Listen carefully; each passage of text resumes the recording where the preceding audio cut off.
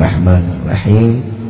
Assalamualaikum warahmatullahi wabarakatuh. Yang sama kita muliakan dan kita hormati para alim ulama, para kiai, para sesepuh, para tokoh masyarakat, wabil khusus pimpinan majelis Kopi Nyender yang keempat dalam miladnya. Insyaallah mudah-mudahan guru-guru kita Allah panjangkan umur, sehat afiat, diberkahkan hidup dunia wal akhirah. Dan insyaallah mudah-mudahan kehadiran beliau-beliau di tempat ini penyebab turunnya rahmat, taufik dan hidayah. Lebih khusus kepada majlis ini Allah berikan kemakmuran, Allah berkahkan majlisnya, Allah berikan setiap yang hadir, Allah curahkan rahmat serta taufik dan hidayah. Amin ya rabbal alamin. Wabil khusus kepada seluruh jajaran pemerintah daerah, baik Bapak RT, Bapak RW, Bapak Lurah atau yang mewakilinya. Ya insyaallah mudah-mudahan Allah panjangkan umur, sehat afiat, diberkahkan hidup dunia wal akhirah. Dan insyaallah mudah-mudahan jabatannya di dunia ini penambah nilai ibadah di sisi Allah. Amin ya rabbal alamin. Wabil khusus hadirin wal hadirat, alhamdulillah ala ni'matil Islam wal iman wa kafa biha min ni'mah.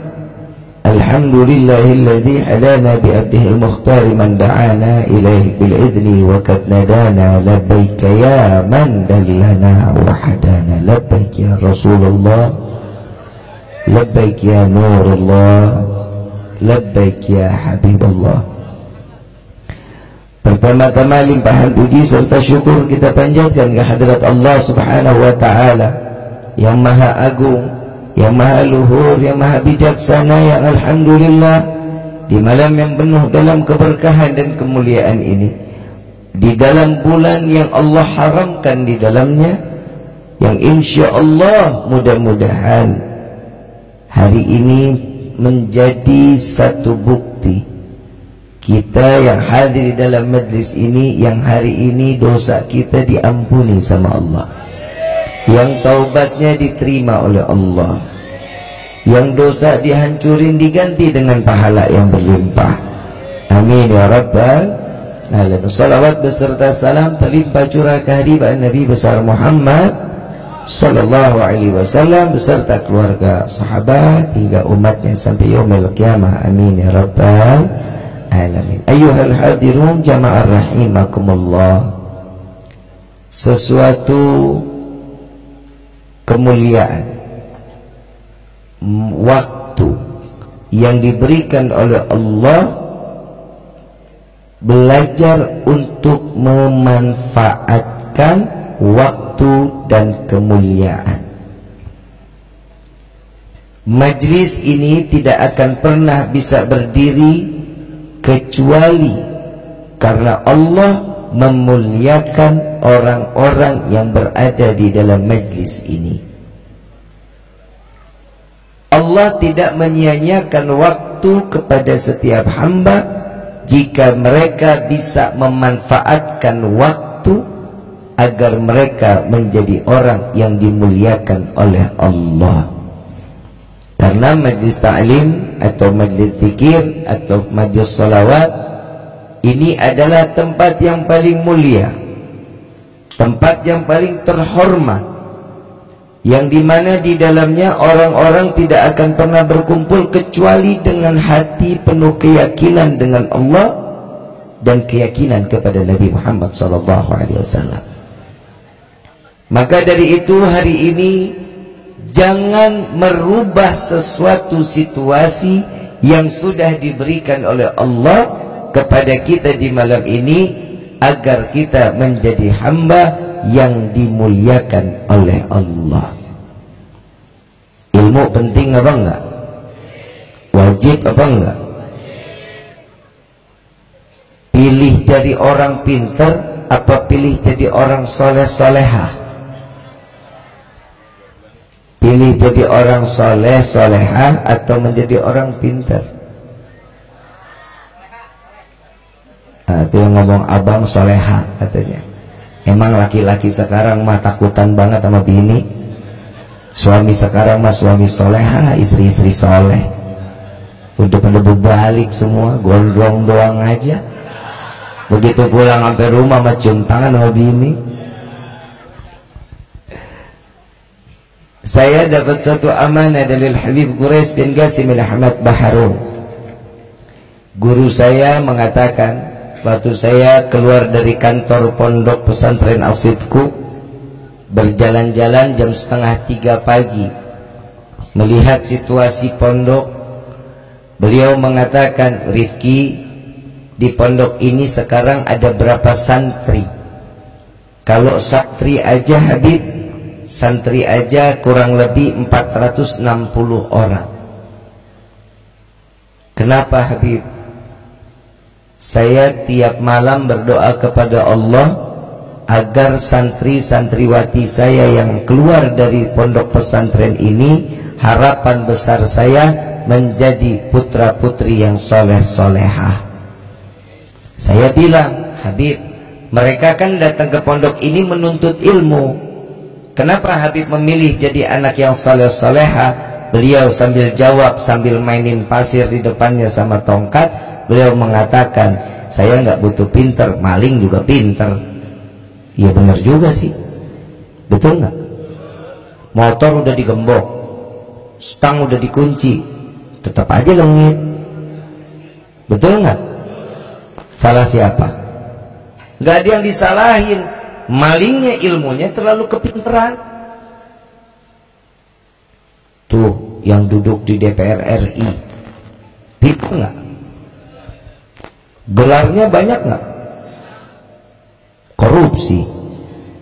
Maling bukan? Ya sama, nong nyolong duit rakyat, yang ini nyolong ayam sama motor. Tapi hukumannya lebih berat ayam sama motor. Yang korupsi, no, kata dia ya, bukan kata gua. Jadi harapan setiap orang tua memiliki anak putra putri yang saleh salehah. Apa yang diajarkan oleh Nabi Sallallahu Alaihi Wasallam di dalam Al-Quran? Di dalam Al-Quran ada doa yang dipanjatkan oleh Nabi. Rabbi habli minas salihin. Nabi doa ini, minta kepada Allah agar putra putrinya menjadi anak-anak yang saleh salehah. Fungsi dari majlis ini mencetak generasi yang bertakwa, yang saleh dan saleh. Makanya di kampung ada majlis begini nih, syukur sama Allah. Harus syukur sama Allah. Kenapa? Karena satu majlis ini menyingkirkan setiap bala dan bencana. Amin. Alah amin, adik kudu disuruh. Ada satu kampung, di dalam satu kampung ini ada majlis begini, Allah berikan keberkahan yang melimpah. Ada satu majlis, ada anak yang lagi baca alif, ba, ta sampai ya, lagi belajar tuh. Malaikat Allah turunkan beristighfar kepada Allah agar dosa nih anak diampunin sama Allah. Padahal belum balik. Yang manfaat buat siapa? Orang tuanya. Harapan ibu sama bapak masukin anak ke madrasah biar anak bisa nyelamatin kita di yaumil kiamah. Betul apa enggak? Kalau udah mau minta diselamatin, tolong bayarannya jangan ditunggak dong. Giliran akhirat bayaran nunggak. Pantesan tuh lihat ustadz kiai pada kurus-kurus banget, nggak ada yang pada gemuk. Bayaran pada nunggak, rumah pada ngontrak, mau kawin lagi juga mikir. Ibu bapak yang dirahmati oleh Allah, kalau kita bicara tentang majlis nggak akan pernah ada akhir. Majlis ini tempat yang paling bermanfaat. Saya mau tanya, jawab yang jujur. Datang ke tempat seperti ini senang apa enggak? Gembira apa enggak? Hati tenang enggak? Apa yang bikin gembira, apa yang bikin senang? Masing-masing ada niatnya kan tuh, betul nggak? Nggak ada yang sama. Berarti ini salah satu pilihan Allah orang yang kumpul di dalam majlis ini. Walaupun niatnya sambar beda-beda, tapi mau niatnya sama, mau niatnya beda, tapi perkataan Nabi Muhammad SAW, orang yang berkumpul, umatku yang berkumpul di dalam satu majlis dan mereka menyebut nama Allah, menyebut nama Nabi, maka Allah turunkan ribuan malaikat, semuanya didoain sama malaikat agar dosa-dosa kita diampunin sama Allah. Allah tanya, wahai malaikatku, Tuhan, orang pada kumpul pada ngapain tuh di Pekayon? Lagi pada ngapain? Lagi minta ampunanmu ya Allah. Emang kenapa? Sadar mereka banyak dosa ya Allah. Kalau aku ampuni, emang mereka ingin apa? Ingin dijauhkan dari siksa api neraka ya Allah. Emang dia udah tahu bagaimana nerakaku? Belum ya Allah. Bagaimana seandainya dia tahu? Dia nggak akan pernah mau bangun dari majlis tersebut sehingga dosa dia diampuni, sehingga tidak tertulis di dalam pintu nerakamu. Lalu apa yang dia inginkan? Dia menginginkan surgamu ya Allah. Emang udah pernah lihat surgaku? Belum ya Allah. Bagaimana seandainya dia melihat surgaku? Maka sesungguhnya orang yang duduk di dalam majlis, walaupun dikasih 1000 nyawa, satu persatu dia cabut oleh engkau wahai Rabbi, maka dia tidak akan pernah bangkit dari majlis sehingga dia dimasukkan ke dalam surgamu. Paling enak duduk di majlis. Kadang orang di majlis mah tempat istirahat, orang ceramah lo nyender. Ya nggak salah juga sih nah, main majlis nyender.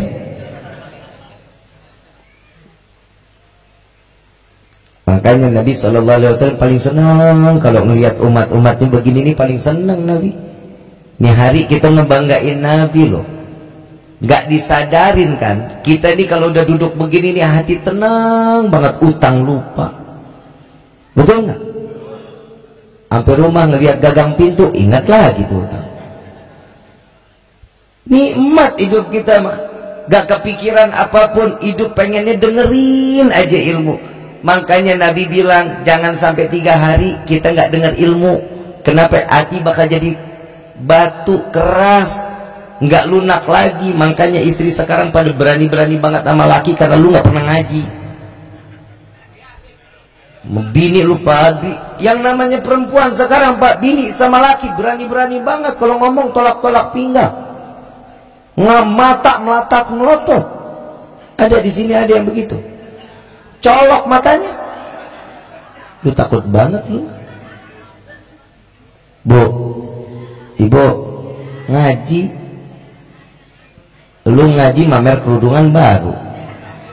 Lu ngaji gelang keroncong, gontrang-gontreng, gontrang-gontreng. Ngaji. Kenapa perempuan disuruh ngaji itu bener-bener ngaji? Yang pertama, perempuan itu ibadahnya sebenarnya paling ringan dan paling gampang masuk surga kalau mau. Laki-laki paling berat Pak ibadah. Gul yang dikatakan ya, dikatakan di dalam Al-Quran, ku anfusakum wa ahlikum. Itu buat siapa? Rumah tangga laki-laki yang paling dikunci. Jaga keluarga kalian agar jauh dari siksa api neraka. Bapak paling capek Pak. Emang Nabi nggak pernah salah kalau ngomong. Orang menikah itu membuka lembaran fitnahan baru. Istri fitnah, anak fitnah, suami fitnah, mertua. Mau bini siapa yang ngomong fitnah tuh mertua? Tetangga fitnah, membuka lembaran fitnahan baru. Saya mau tanya, Bapak betah nggak kalau tinggal di rumah mertua? Kagak bakal betah. Kenapa? Bangun harus lebih pagi dari mertua. Ibu betah nggak tinggal di rumah mertua? Oh Pak, lihat no ya, nggak ada. Nih pada nggak ada akhlak nih punya bini begini nih. Biarin aja gua adu sekalian dah. Nggak bakal betah ibu juga tinggal di rumah mertua. Motong cabai aja yang harusnya bulat miring dikit jadi bahan omongan sebulan. Mertua sibuk, yang namanya menantu lagi oncang-oncang kaki padahal baru istirahat. Ngapain aja lu dari tadi kagak ada kerjanya? Lu salah lagi aja. Betul nggak? Kenapa? Fungsi ilmu di dalam rumah tangga juga wajib. Pengajian begini nih, baik di rumah tangga, baik di dalam kehidupan butuh. Maaf, kita majlis enak ibadah, kita tahu caranya. Sampai ada satu ulama mengatakan di dalam salah satu kitabnya, beliau mengatakan ada orang umurnya 1000 tahun, dari mulai balik sampai akhir hayatnya, dari sampai umur 1000 tahun dia ibadah terus. Ibadah, urusan sama Allahnya baik, sholatnya bagus, ngajinya bagus, puasanya bagus, sunnah nggak ada yang ditinggali. Sampai Allah ini berikan bonus sama dia, malaikat pencatat penghuni surga diturunin sama Allah, suruh ketemu sama ini orang. Begitu turun sampai ke bawah, yang namanya kita kalau ketemu orang baru di kampung kan tanda tanya, Bapak tinggal di mana Pak? Kan pasti begitu ya. Makanya di dalam alamat rumah yang kita tempel di tembok, tamu 1x24 jam lapor. Betul nggak? Nah tiba-tiba ada orang baru tengah malam, bapak ngeliat, ibu ngeliat, ditanya nggak? Bapak tinggal di mana? Nama bapak siapa? Bapak mau ngapain kemari? Pasti kan nanyanya begitu. Sama ini orang ahli ibadah ketemu satu orang baru, ditanya, Tuhan siapa? Mau kemana? Dijawab, saya malaikat Allah, tugas saya pencatat nama-nama penghuni surga. Yang dia pegang buku penghuni surga. Ini orang yang ahli ibadah bilang, wahai malaikat Allah, ini satu keuntungan untukku. Coba perlihatkan, pasti ada namaku di dalamnya. Dibuka sekebet, dua kebet, terus sampai akhir, namanya nggak ada. Dibuka lagi, ulang lagi, dibuka lagi, nggak ada namanya. Sampai 3 kali dibuka, nggak ada lagi namanya. Allah perintahkan malaikat ini, sampaikan kepada hambaku apa yang membuat namanya tidak ada di dalam hitungan buku penghuni surga. Apa jawaban malaikat? Wahai hamba Allah, engkau betul urusanmu, hubunganmu dengan Allah benar, baik, luar biasa. Tapi hubunganmu dengan manusia lain kau nggak baik, maka amal ibadahmu tidak tertulis di hadapan Allah. Urusan kita sama Allah baik. Subuh belum azan udah sholat, buah, saking solehnya tuh. Oh, ada orang sini yang begitu, ada. PA kali ya. Orang belum azan di main sholat aja, saking solehnya. Kita urusan sama Allah baik, ibadah bagus, sunnahnya bagus, semua kita jalanin bagus. Tapi urusan sama tetangga nggak baik, percuma. Tetangga beli motor baru, lu yang tempel koyo. Tetangga baru beli pasir sama batu, lu yang kejang-kejang. Coba itu. Urusan kita dulu sama Allah nih yang baik, udah. Urusan kita sama manusianya benahin. Ini bulan Rajab, saling minta maaf. Kita manusia kan nggak pernah jauh dari dosa. Hidup kita siapa di sini? Coba tunjuk tangan yang nggak punya dosa. Ayo, ayo, ayo. Semua yakin di sini pada punya dosa. Yakin nggak? Banyak apa dikit? Duit ada duit. Banyakan mana duit sama dosa? Sadar, ngaku, jujur. Alhamdulillah. Nih orang geblek banyak dosa, alhamdulillah. Karena kita yakin di sini kita semua banyak dosa. Tempat seperti ini, majlis-majlis yang begini, yang Allah bakal sapuin dosa-dosa kita. Jangan udah majlis, selesai majlis begitu sampai sono, ih, lu tahu nggak? Tadi lu lihat nggak hidungnya Habib begitu banget ya? Ilmunya yang lu ceritain, ngapa hidung gua? Coba kita bayangin, Pak, Bu, Allahumma, ini kalau Allah buka di Lauhul Mahfuz, kita kelihatan kapan matinya, ada nggak kesempatan kita buat hahaha lagi? Ngapain lu? Ini kelihatan nih, ya besok gue mati jam 1. Mau ngapain lu? Ayo mau ngapain? Sholat. Sholat apaan lu jam 1? Mau ngapain lu? Silaturahmi itu salah satu perontok dosa. Duduk di majlis, ada nggak silaturahmi? Ada. Ini kita begini kan silaturahmi. Coba kalau nggak ada acara kayak gini, susah kita ketemunya. Kadang yang kerja, ada yang kesana, ada yang kesini. Ini hari kumpul semuanya. Coba nggak ada panggung, lu pernah ngumpul begini di sini? Ngapain, emang gua nggak punya rumah? Betul nggak?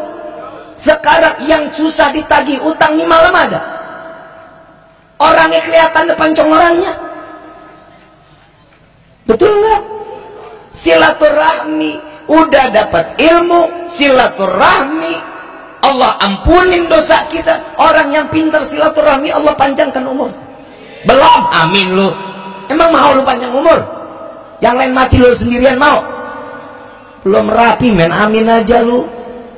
Ntar akhirnya dikabulin bener-bener lu. Gak enak kita hidup sendiri-dirian, mandi sendiri, pakai kain kafan sendiri, pasang liang lahat sendiri, nguruk sendiri, kan gak enak. Orang yang silaturahmi paling pintar jalin silaturahmi, Allah panjangkan umur dalam taat kepada Allah. Giliran yang baik lu malas aminnya kan. Bodoh amat.